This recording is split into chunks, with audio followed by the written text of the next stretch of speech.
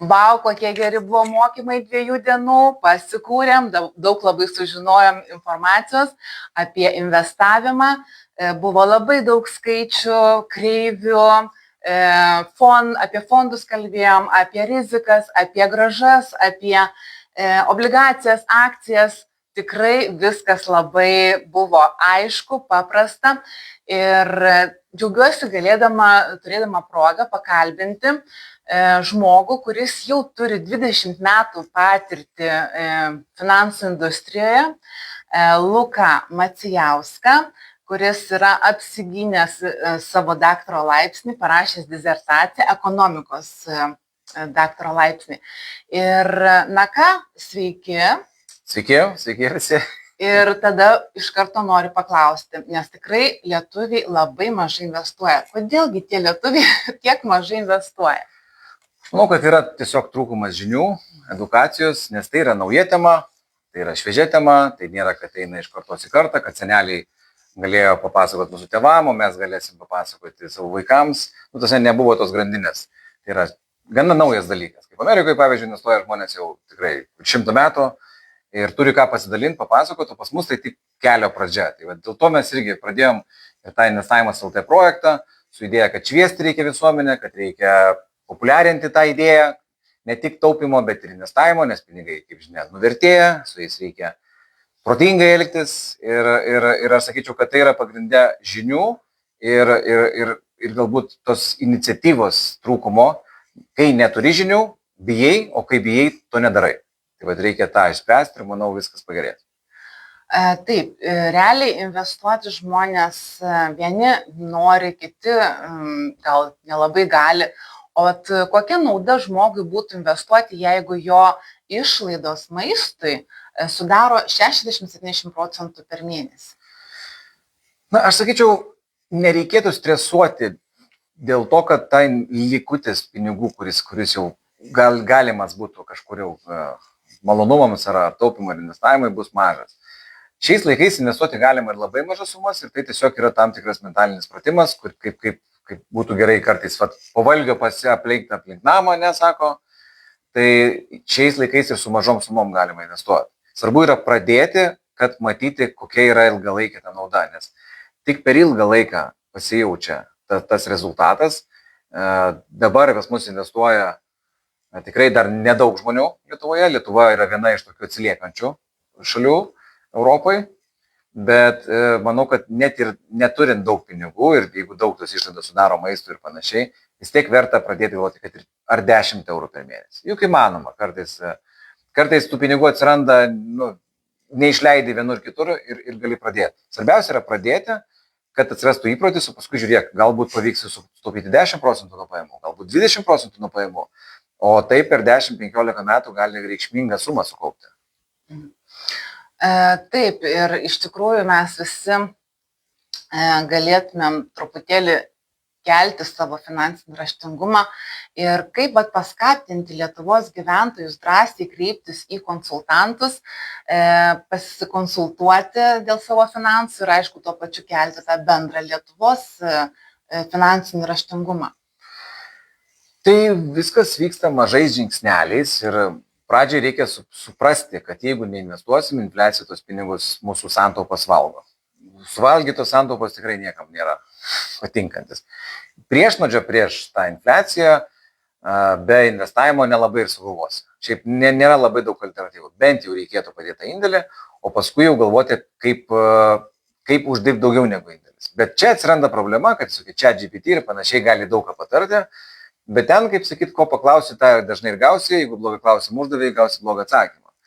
Tam dažnai reikia turėti to, vadinkim, gyvo galbūt kontakto ir pabendrauti su finansų rinkui dirbančiu, su konsultuojančiu žmogum, kuris ir domėsi, eina į mokymus ir gali paaiškinti tą paprastesnę žmonių kalbą, kas ir kaip.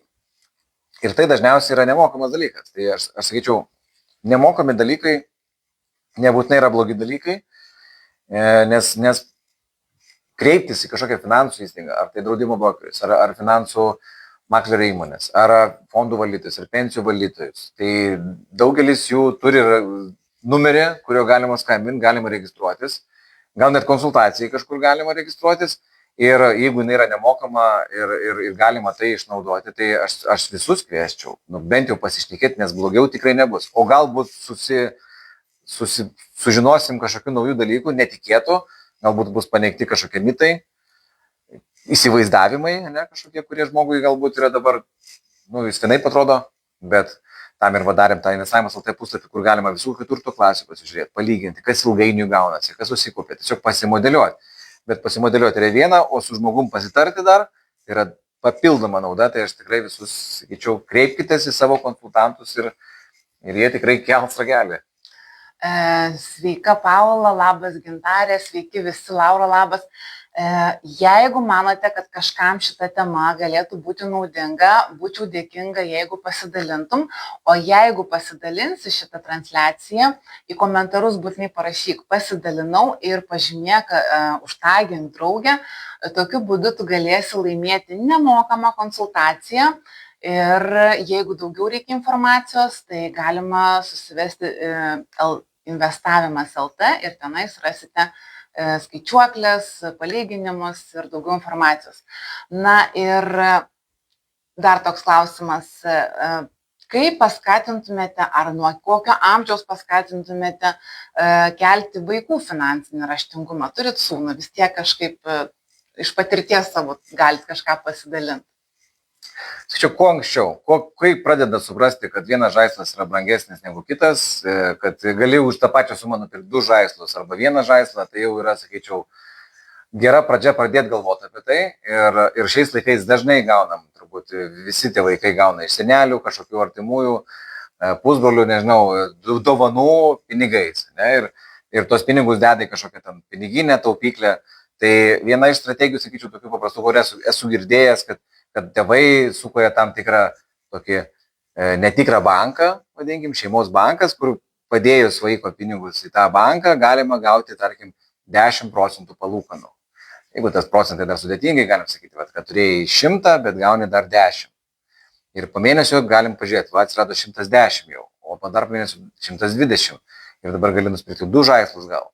Tai tas mąstymas, tiesiog, kad atsirastų supratimas, kad pinigai turi vertę, ir protingai su jais elgiantis galima tikrai turėti daugiau žaislų, pavyzdžiui, kas vaikams gali būti aktualu, tai jau yra gera pradžia. Taip, visada reikia pradėti kuo anksčiau, tada greičiau viską mes įsisavinam. Tai ačiū labai, ką norėtumėt palinkėti pabaigai mūsų žiūrovams, o jūs dar galite užduoti klausimus, rašykite į komentarus, tikrai bus atsakyta, kad ir po laivo, tai pabaigai. Tai nebijokit pradėti. Jeigu nepradėsi, tai tikrai nieko ir nepasieksim, aš taip sakyčiau. Tai visiems linkėčiau, gerėjant tai situacijai Lietuvoje, tikrai vis daugiau žmonių turi tų santaupų, vis daugiau tų minčių yra, kad gal tas santaupas reikėtų kažkaip bent jau įdarbinti indėlyje, vadinkim, padėti. Bet einant tuo keliu, aš sakyčiau, nebijokit ieškoti informacijos. Ir tik tokiu būdu mes galėsim vytis tą vakarų pasaulį, tą išsivyščiusi pasaulį, kur daug žmonių investuoja, didelė populiacijos dalis investuoja, pas mus vis dar mažai investuoja. Ir taip palinkėčiau mums visiems to galbūt žingeidumo ir nebijojimo, kad tas investavimo pasaulis yra kažkoks tarsi labai sudėtingas. Jis nėra, mūsų puslapį investavimas.lt galite įsitikinti, yra pagrindiniai dalykai sudėti, pasiskaitykit bazinius dalykus ir pradėkim, nes kuo daugiau pradės investuoti šiandien, tuo po 10, 20, 30 metų pinigų turės žmonės, o tai bus visiems geriau. Ar jūs esate sporto treneris, ar turite arbatos parduotuvę, ar bus daugiau pinigų, daugiau klientų, geriau ekonomika suksis.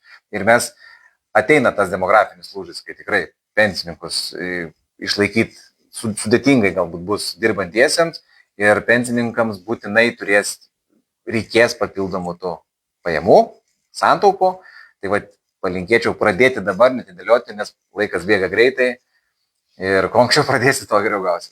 Tai ačiū visiems, ačiū jums ir susimatysime sekantį kartą. Iki kitų kartų. Ačiū, kas buvot.